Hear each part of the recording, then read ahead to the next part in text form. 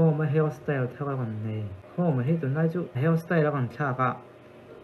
mà hairstyle sao có chọn mail này support mà được quân mấy thế này cho nên hey hôm mà nên hiện ăn đâu này khoa bằng chính trị cái này đâu khoa bằng chính trị này nó cho nên ăn việc mà mình tiếp không hề bên ông là khoa bằng chính trị cái xem sập trên rồi ăn việc thể về chắc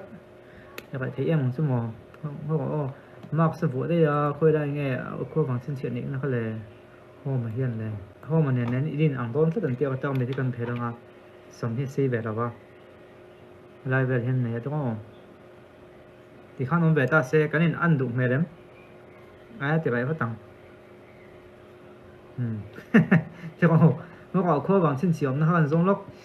cho nên cái nên in ăn trép ăn tiết lồng tung hay lồng nội tụ chút cái khơi đầu à chứ bằng cho nên khơi bằng chân chiếm để căn hẳn đã về cho nên là in ăn cái tấp ăn thì và là hiện mà với chú mi truyền tới hơi nó hôm mà hiện in ăn riêu mấy ăn toàn tiệt cao vậy tua ngay miết đâu cắn mùi hết đầu zoom về đâu không biết mà cắn mùi về là hết mò chứ mà cho nên cắn lên ăn nó còn Facebook ăn rong rong thì ăn đủ lái hết cầm một tật là về hết tiền thì em nó hết làm bằng anh ấy nè hết làm bằng anh ấy mò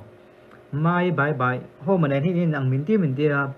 cái nên ăn cần tia sốc tí hiện cần sống cho các lỗ ôm về ta này cái tao mình cái phèo ta tị đàn hiện cần tia cơ bằng sinh chế đây này ta này chú miền mà cả chuan đào sòng phải tắc cái tổ ấy nếu mà trái tổ này chú cái này chân đào qua lệ đào sòng phải cái lầu còn mùi chúng không toàn thì đâu nặng bốc này hay lại hemo hay lại tắc thì hay lại khua lại cái mùi mũi cái tiệp phái đầu vào hôm mới chân tiệp phái rất là những cái nhìn ngầu hay bốc ạ thì hiện nay ta sẽ cái em xin nào hay hôm mà này thì hôm mà này cái chú nấu súp mày à nấu súp mày à chuan thì hiện sản xuất hello thì về ta này cái nên ăn đủ mày đấy à căn bị thලok cái hôm mà hay hôm mà anh đi ăn tự nhiên cả thì em vào dần ăn tự nhiên cả local vào dần tiệm mình thì ăn được ha kiểu ấy thế không như vậy thấy tắt in hơi bắt đầu là nhiều người có effect bắt đầu thì cần dùng effect thì không phải các live phụ gái tổ đầu lúc đó có effect thế bộ hi bắt đầu bấm én để bấm én lâu YouTube effect thì chọn bắt đầu này hàng te bubble te thì chú hết thì hiện là ăn cái đâu không các thì 촬영 với 같이 các mùi tên thời sinh đâu nó thời mấy tuổi nè các mùi cho thời sinh lâu mang thời sinh cái này rất lâu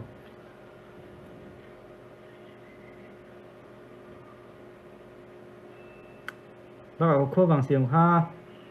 ăn nấu tụi con liền tụi con ở thì khăn tóc chứ xong hết si về đầu ta này thì về hiền tiếng ô tệ xong tụi nào khô mà này anh nên ăn em cái loại nàng hẹp hi khô mà anh tỉnh khăn thì ta này cái nên ăn lại cho cần hơi sinh cái này đầu cần nào hi nặng đều cần nào hi nặng á xuống cần mùi hay là bốc hi nặng á anh phổ nặt mẹ em này lại hi nặng bốc à anh ăn thì mấy tiếng hay anh ăn cái tiếng gì chú sếp à không mò thì resemble là tìm cái tiếng này lâu khán anh na cái anh ăn về đâu bốc này anh na thì hay mình sụt lại mò hay đến ông đâu à chuan cái mít mình hi nặng đâu bốc cái mít mình hi cái mình là vai đâu à chuan thì đâu à chuan nên đang cái ăn vắt lâu mít mũi bơi ăn lâu tục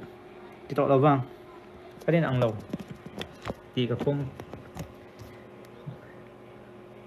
thật hình phải mẹ khô mà ăn té thật là yếu thì khan nó tuổi đây ăn mình lâu mình bái rồi live tắc cái kim cái mình đã thiệt đó cho mình cái vụ lâu cái tàu tụi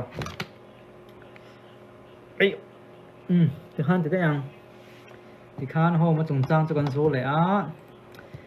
rất sang để nó dai